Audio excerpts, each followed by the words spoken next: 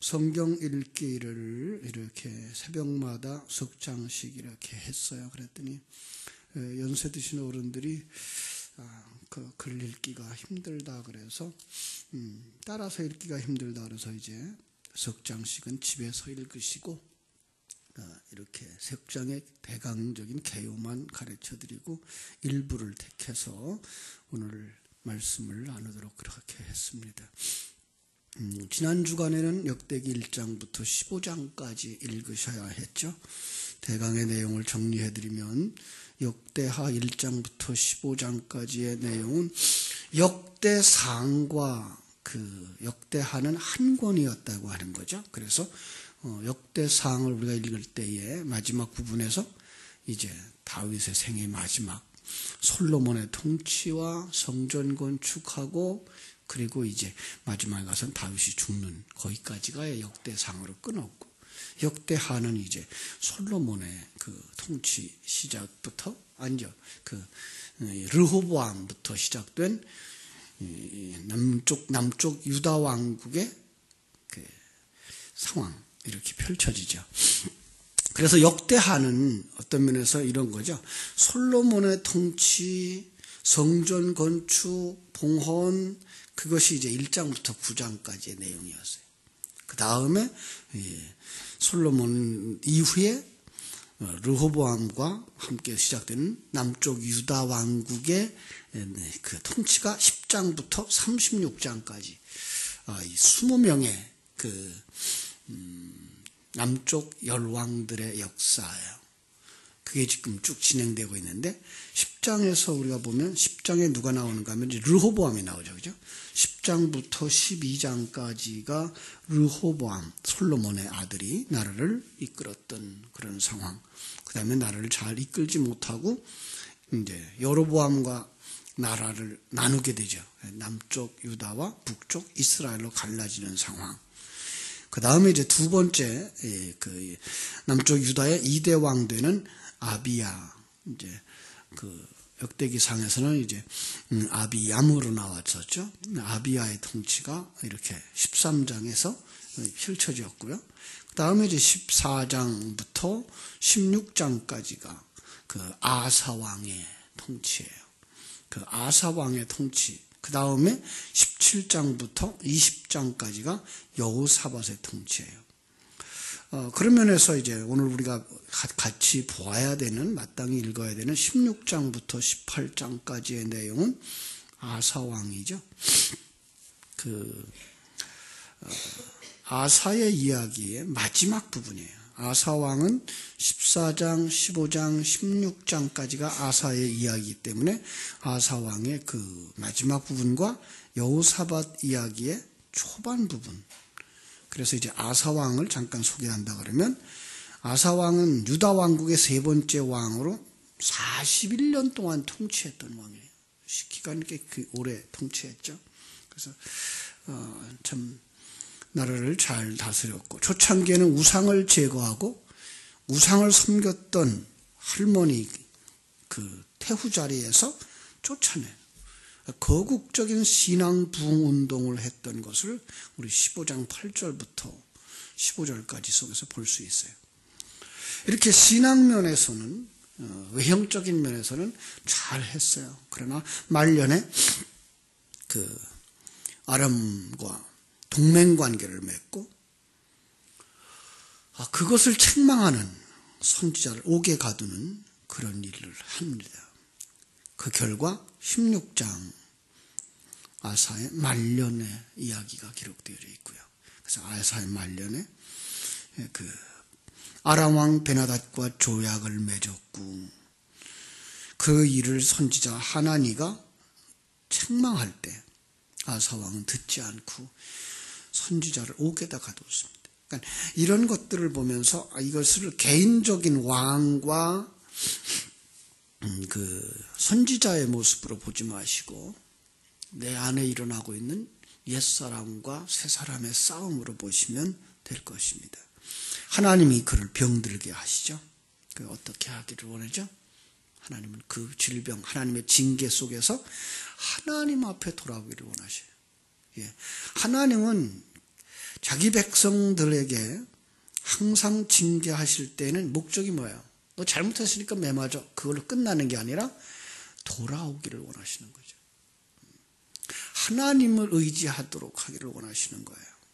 그런데 사람들은 거기서 돌아오지 않고, 그죠? 아사 같은 경우 그는 병들자 하나님 앞에 나와서 무릎 꿇는 것이 아니라 의원을 찾아가죠.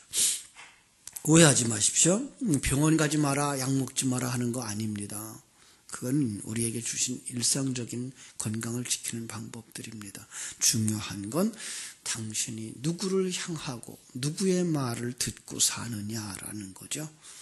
내 중심의 삶, 내가 판단하고 하나님의 뜻은 생각지 아니하고 사람의 뜻만 생각하는 자, 사단이죠. 그걸 갖다 병들었다 이런 표현을 쓰고 있는 거죠. 그럼 거기서 돌아와서 하나님의 뜻을 볼 수 있어야 되는 거예요. 그러니까 우리의 삶 속에서도 역시 마찬가지죠. 매일매일의 삶 속에서 우리는 하나님의 뜻이 이루어지고 있다는 사실을 볼 수 있어야 돼요. 이건 왜 안 됐어? 저건 왜 안 됐어? 해서 짜증나는 삶이 아니라 하나님은 이렇게도 일하시는구나. 저렇게도 일하시는구나.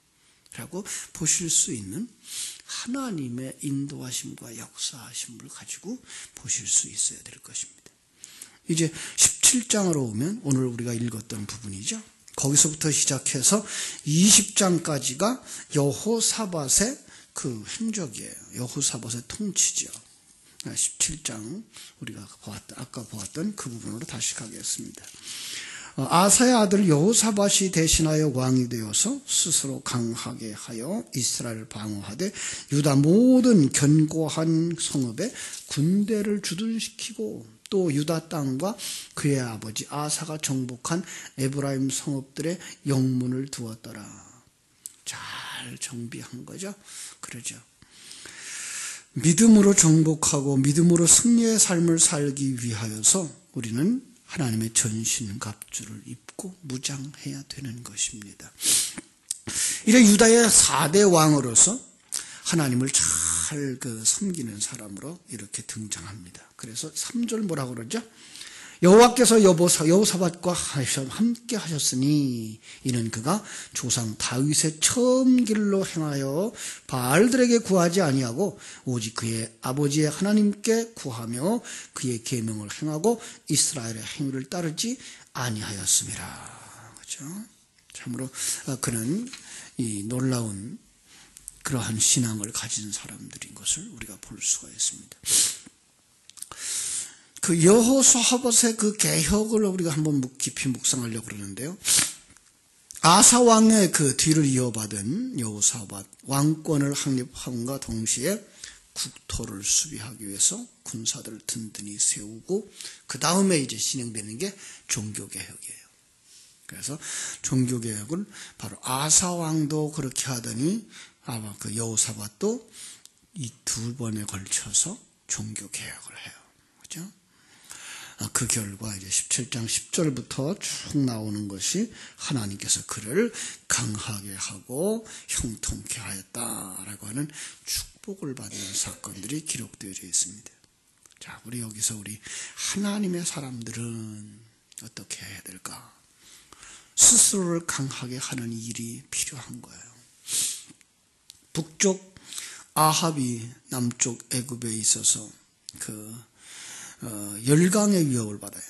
그러니까 그 북쪽에 아합이 있고 남쪽에 애굽이 있는 이런 열강의 위협 속에 있어요. 그래서 스스로 강하게 하지 않으면 안 됐던 거죠. 이게 우리의 모습이에요. 그죠?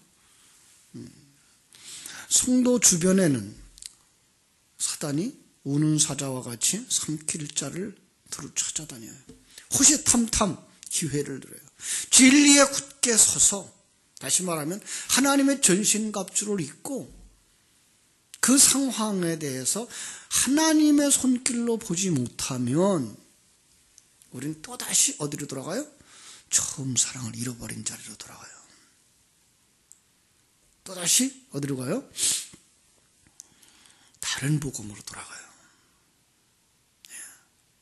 우리 성경 속에서 이제 하나님이 지키시고 보호하셨다라고 하는 말을 할 때 우리 이 세상적인 형통함과 세상적인 편안함, 안전함으로 보시지 마시고 우리가 하나님의 사람으로 만들어져 가게 되는 그 상황에서 다른 길로 빠지는 것, 이걸 시험으로 보셔야 돼요.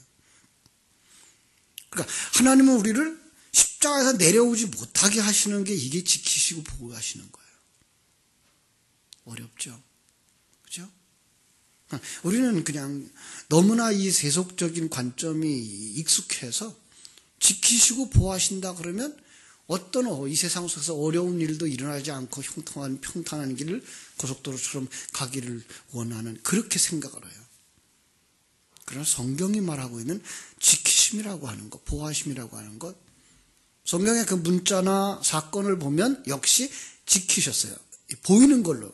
그러나 그것은 오늘 영적인 우리들의 모습 속에서는 하나님이 원하시는 그 하나님의 백성으로 완성되어지는 자기 십자가를 지고 자기를 벗어버리고 새 사람으로 완성되어지는 그 과정에서 벗어나지 않도록. 다시 말하면 우리가 정말 물질에 약한 자라면 물질을 많이 주어서 물질을 추구하다가 하나님 잃어버리게 하지 않고 그냥 가난한 삶을 계속해서 이어감으로 말미암아 그 속에서 하나님만 바라보게 하시는 그게 지키심이라는 거죠. 그렇다고 해서 여러분에게 가난하게 살아라 이 얘기 아니에요. 이건 모든 상황들을 이렇게 보실 수 있어야 되는 거예요. 그것이 하나님의 지키심이에요. 그것에 강한 자 되기 위해서 어떻게 돼야 돼요? 하나님의 손길. 이게 하나님이 이렇게 일하시는 거구나. 이걸 깨달아 아는 게 하나님의 전신갑주를 입는 거예요. 여러분, 우리가 알고 있는 구석구석의 부분들이 이런 걸 통해서 하나님이 일하시는 거구나. 가정생활, 또 이렇게 직장생활, 또 교회생활, 인간관계, 경제문제, 이런 모든 구석구석 속에서도 그걸 다 어떤 사건에 그냥 눈이 팔려서 그 속에서 상황과 사건, 사람을 원망하는 게 아니라 그렇게 만들어진 상황 속에서도 하나님이 나와 함께 하셔서 나를 만들어 가시는데 이 모든 것을 사용하고 계신 것이야 라고 볼 수 있는 눈들이 열려질 때 우리는 그 속에서 찬송할 수 있는 강한 자가 되는 거죠. 거기다가 우리는 신앙의 좋은 선배, 친구를 가질 수 있어야 돼요. 그렇습니다. 물론 신앙의 길은 하나님이 은혜의 말씀과 성령의 인도하심으로 말미암아서 완성되어져 가지만 그러나 그 성령의 역사하심, 하나님의 인도하심은 주변 사람들을 도구로 사용하셔서 일하시고 있기 때문에 우리는 정말 믿음의 좋은 선배, 좋은 멘토들이 필요한 거죠. 그들을 통해서 하나님이 일하시기 때문에 그래요. 여호사밧은 다윗의 처음 길로 행하였다. 전심으로 여호와를 구하였다. 그랬어요. 그는 바로 다윗을 자기의 신앙의 모토로 삼았고 그를 본받는 자의 삶을 살았던 거죠. 바울 사도는 고린도전서 11장 1절에서 그렇게 말하죠. 내가 그리스도를 본받는 자 된 것 같이 너희는 나를 본받는 자가 되라. 가장 좋은 선배, 우리에겐 예수님이 계시죠. 그래서 전에 그런 책을 우리가 한번 살펴본 적이 있죠. 예수라면 어떻게 할까? 모든 상황 속에서 내 안에 주님을 모시는 그 삶은 어떻게 하는 거예요? 이 상황에서 예수님이라면 어떻게 했을까? 그리고 예수님이 판단을 따라서 예수님과 같은 생각을 가지고 그 일을 헤쳐나가는 거죠. 인간관계, 이럴 때 예수님은 어떻게 했을까? 어떤 상황을 만났을 때 예수님이라면 어떻게 했을까? 오늘도 여러분들이 그렇게 하루를 살았으면 좋겠습니다. 그래서 예수님을 이렇게 멘토로 삼고 가장 좋은 친구로 삼고 그를 배울 수 있었으면 좋겠습니다. 뿐만 아니라 그는 아주 명철한 지혜 그리고 열정을 가진 사람이었습니다. 우리가 하나님을 의지하면 되지라고 생각하고 세상적인 것들을 전혀 안 한다고 하면 그건 믿음이 아닙니다. 믿음이라는 건 합력하여 선을 이루시는 하나님을 믿기 때문에 내게 주신 재능과 능력을 다해서 최선의 삶을 사는 겁니다. 이제 오늘 읽은 말씀 마지막 부분에서 우리는 사람들의 이름을 보죠. 거기 이제 레위 사람들이 9명, 방백들이 5명, 그리고 2명의 제사장들이 이렇게 기록되어져 있죠. 실천적인 영역에서 아주 세밀한 교육을 하도록 이렇게 사람들을 세우신 거예요. 그렇습니다. 교회도 역시 구석구석에 사람들을 잘 세울 수 있어야 됩니다.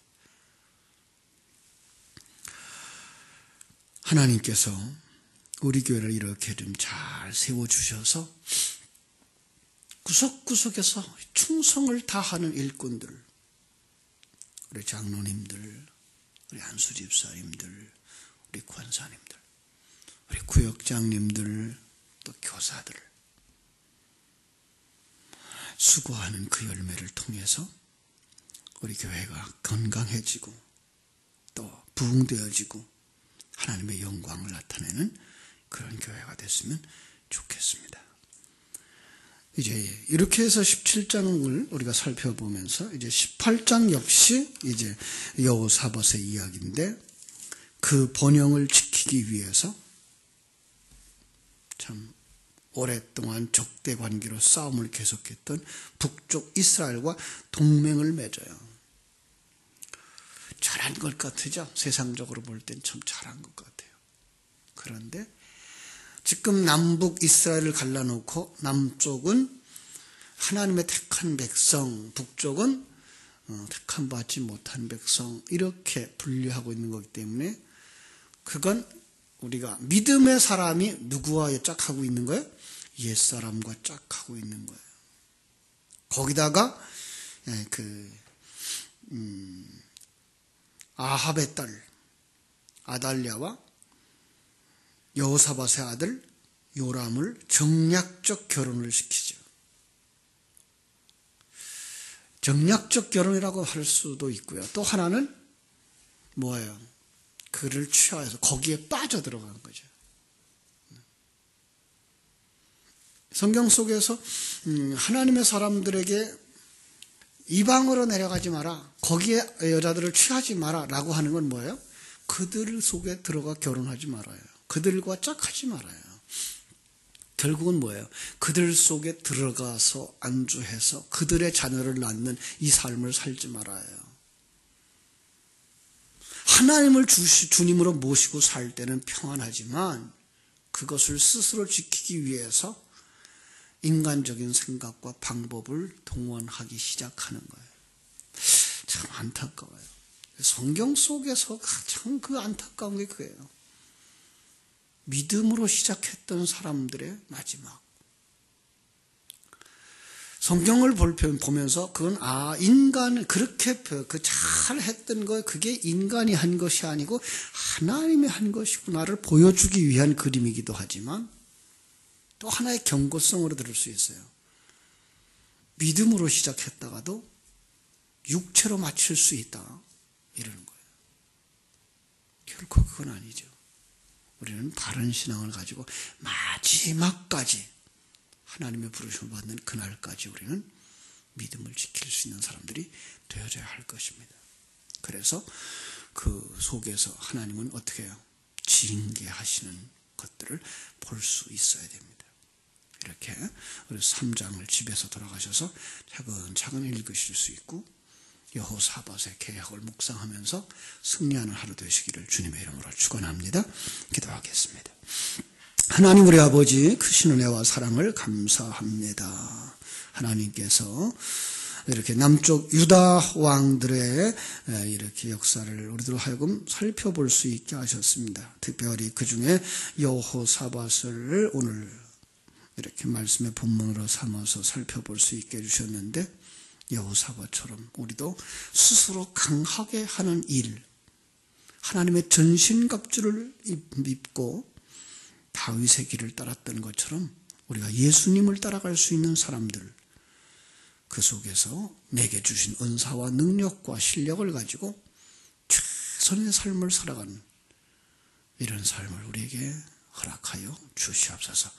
그래서 오늘도 예수님이라면 어떻게 하셨을까?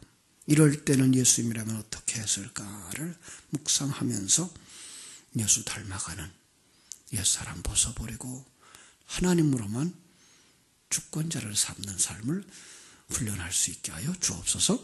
하루의 삶을 주님께 부탁드립니다. 일마다 때마다 시간 분분 초초마다 함께 하여 주시옵소서. 예수님의 이름으로 기도하옵나이다. 아멘.